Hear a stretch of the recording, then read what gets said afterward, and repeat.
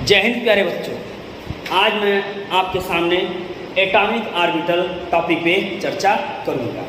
आपके सामने हम सबसे पहले बात करेंगे ऑर्बिटल क्या होता है, ऑर्बिट क्या होता है, सब ऑर्बिटल क्या होते हैं, सेल किसे कहेंगे, सब सेल किसे कहेंगे, किसे पेनल्टीमेट सेल कहेंगे, किसे अल्टीमेट कहेंगे, किसे इनर मोस्ट कहेंगे, किसे आउटर मोस्ट कहेंगे। इन सभी बातों पे हम एक शॉर्ट वीडियो में पूरे की पूरे टॉपिक को हम डिस्कस करेंगे। ध्यान देते रहिएगा, हर पॉइंट को समझते रहिएगा। यहाँ हम बात करने आ रहे हैं ऑर्बिटल। ध्यान दीजिएगा, ऑर्बिटल से पहले हम बात करते हैं, जब बात करते हैं ऑर्बिटल, ऑर्बिटल से पहले बात करते हैं हम ऑर्बिट। जब ऑर्बिटल की बात करते हैं तो ऑर्बिटल में हम बात करते हैं सब ऑर्बिटल। सब ऑर्बिटल की जब हम बात करते हैं तो फिर बात करते हैं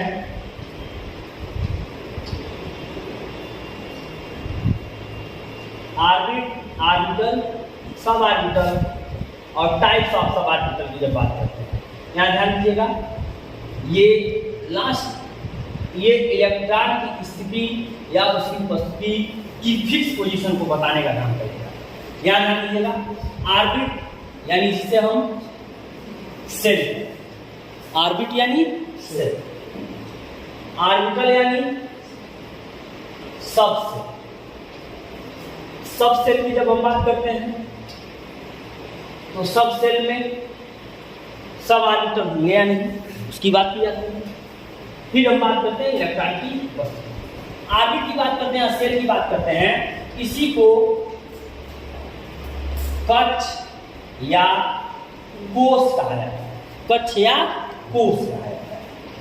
ऑर्बिटल इसे हम कक्षक कहते हैं, सब ऑर्बिटल इसे हम उपकक्षक कहते हैं, और इलेक्ट्रॉन उसका स्थायी आवास या स्थायी घटक।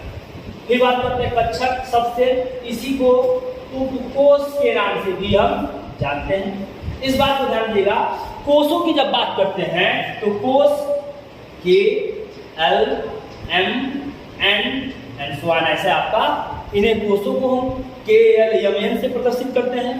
और कोषों को अगर मुख्य क्वांटम संख्या के आधार पर हम बात कर लें, कोष को उनके नंबर ऑफ एन मुख्य क्वांटम संख्या के आधार पे 1, 2, 3, 4 इत्यादि। यहाँ n बराबर 1 ये किसको प्रदर्शित करता है, कि n बराबर 2 l को, n बराबर 3 m को, n बराबर 4 n को। ध्यान दीजिएगा, ये परमाणु नाभिक, ये पहला कोष, ये दूसरा कोष, ये तीसरा कोष और ये चौथा कोष।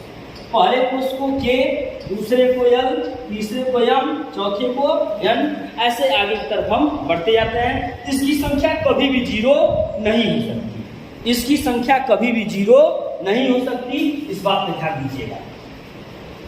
यहाँ के की जब बात करते हैं तो के सेल है, इस सेल में सब सेल की जब बात करेंगे, यानी हम इस ऑर्बिट में ऑर्बिटल की बात करेंगे तो केवल एक ऑर्बिटल होगा और वो ऑर्बिटल होगा 1s।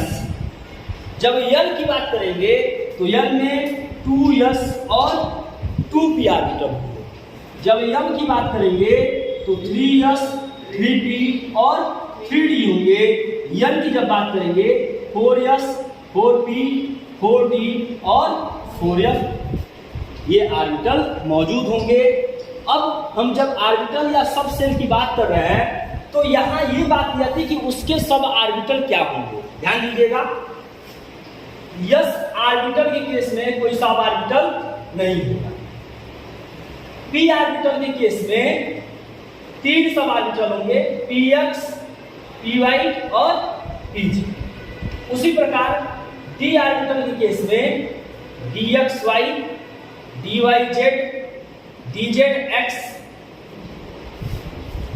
dx2, y2 and dz2 orbital का नाम लिया जाएगा।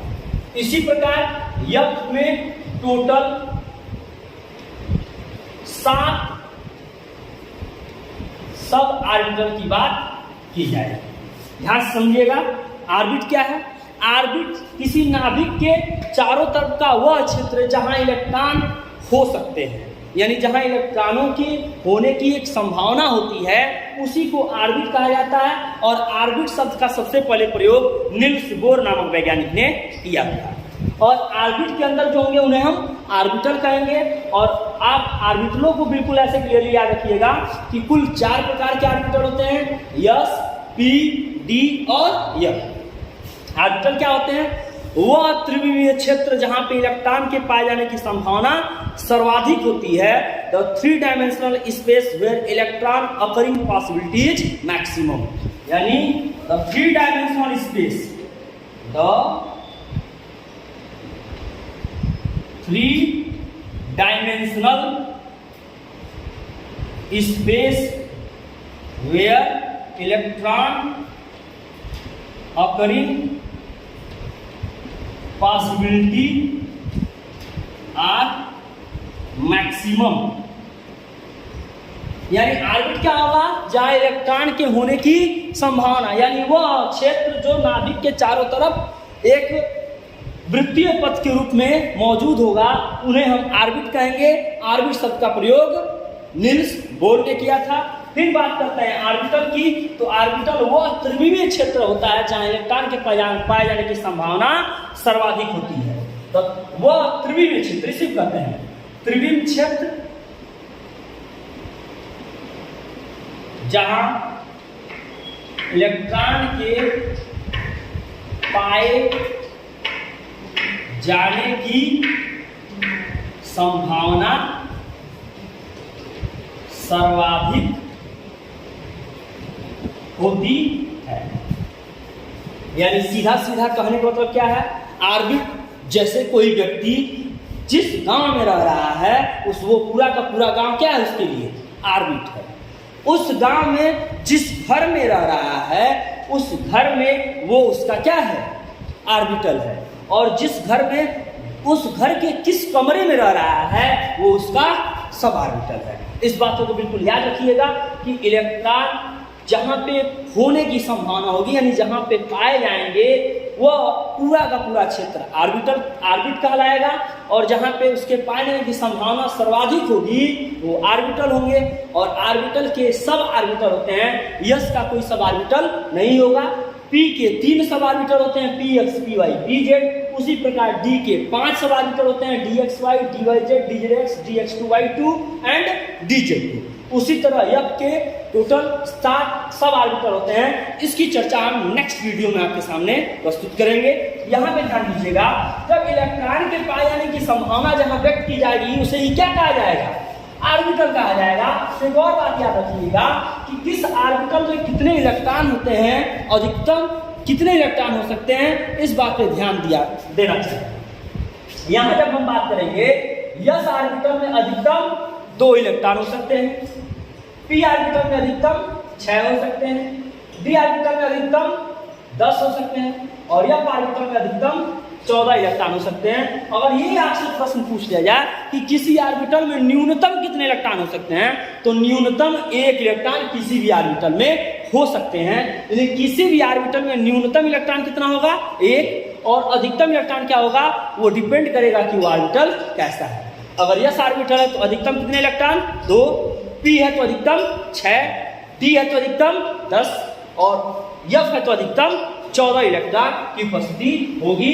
और इसी आधार पर जब हम के एल एम की बात करते हैं, एक नियम याद रखिएगा, बोर-बरी का नियम, के एल एम एन। उन्होंने कहा कि 2, 8, 18, 32 इस प्रकार इलेक्ट्रॉनों का भराव होता है। के में केवल 2 क्योंकि केवल एक ऑर्बिटल 1s, एन में 8 क्योंकि यस और पी दोनों, एम में 18 क्योंकि यस, पी और डी, और एन में 32 क्योंकि यहाँ यस में भी इलेक्ट्रॉन जाएगा, पी में भी जाएगा, डी में भी जाएगा और एफ में भी जाएगा। इस बात को आप समझ सकते हैं। इस प्रकार 1s, यहाँ पे 2s, 2p, यहाँ पे 3s, 3p, 3d, और यहाँ पे 4s, 4p, 4d और 4s। इस प्रकार इलेक्ट्रॉन यहाँ पे भरे जाएंगे।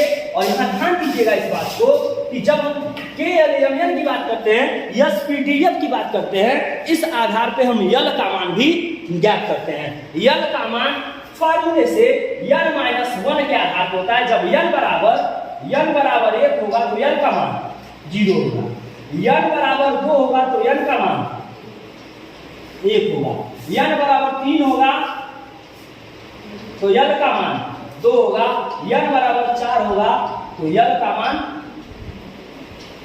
3 होगा। याद रखिएगा यस के लिए यल का मान 0 होता है, पी के लिए यल का मान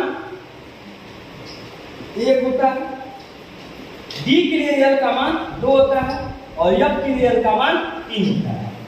यल का मान 0, इसी आधार पर यम का मान 0, यल का मान 1 तो यम का मान -1, 0 और +1, यल का मान 2 तो यम के मान -2, -1, 0, +1, +2 और यल का मान 3 तो यम के कुल 7 मान होंगे, -3, -2, -1, 0, +1, +2 और +2। इस आधार पे हम इनके मान ज्ञात करते हैं। मेरे प्यारे बच्चों, इस टॉपिक पे हम नेक्स्ट वीडियो में आपके सामने चर्चा करेंगे, जहां हम बताएंगे क्वांटम संख्याओं के प्रकार और क्वांटम संख्याओं, और इसका एक वीडियो मैंने डाला भी हुआ है, उस वीडियो को आप लोग देख लीजिएगा और वहां पे हम विधिवत इस टॉपिक पे आपके सामने प्रस्तुति देंगे। क्वांटम संख्या क्या होती है, क्वांटम संख्या के प्रकार क्या होंगे और इस पे आधारित आपके सामने हम उन प्रश्नों पे भी हम चर्चा करेंगे। यहाँ सबसे पहले आपको बात की गई किसकी, कक्ष की, वह पूरा का पूरा क्षेत्र यानी पूरा गांव, ऑर्बिटल यानी उस गांव में उसका मकान या घर, और उस घर में उसका वो जो कमरा है और उस कमरे में उस इलेक्ट्रॉन की उपस्थिति जो होगी उसकी जो स्थिति फिक्स दशा में बताने का कार्य करेगी। ऑर्बिट जिसे हम सेल भी कहते हैं, ऑर्बिटल जिसे हम सब सेल कहते हैं, और सब ऑर्बिटल जो सब सेल या ऑर्बिटल के अंदर मौजूद होंगे। यहाँ ध्यान दीजिएगा, एक और बात जाते जाते मैं आपको बताना चाहूंगा, बाहर वाले सेल को आउटर मोस्ट सेल कहते हैं, अंदर वाले सेल को इनर मोस्ट सेल कहते हैं। बाहर वाले सेल को आउटर मोस्ट सेल कहेंगे, अंदर वाले सेल को इनर मोस्ट सेल कहेंगे। और ध्यान दीजिएगा, आउटर मोस्ट के एक अंदर वाले सेल जिसे n-1 कहा जाता है, n-1 को पेनल्टीमेट सेल कहते हैं। क्या बोलते हैं, पेनल्टीमेट सेल। और इसके एक और अंदर वाले को यानी n-2 की जब बात करते हैं तो इसे एंटी पेनल्टीमेट सेल के नाम से भी जाना जाता है। ये सारे टॉपिक मैं आपको ऑर्बिटल और सब ऑर्बिटल बेसिस पे मैंने डिस्कस किया। यहाँ कितने इलेक्ट्रॉन होंगे उसकी बात की गई, और यल के मान के आधार पे यम के मान भी मैंने बताया। ये बात आपके सामने मैंने प्रस्तुत किया। एंड इस वीडियो को देखने वाले सभी विद्यार्थियों से, सभी बच्चों से अनुरोध है, please subscribe the channel and press the bell icon. और हर प्रकार की वीडियो आपको बायोलॉजी, केमिस्ट्री, इन सभी विषयों पर आधारित आपके वीडियो आप लोगों को हमेशा मिलते रहेंगे। आज के लिए बस इतना ही, धन्यवाद।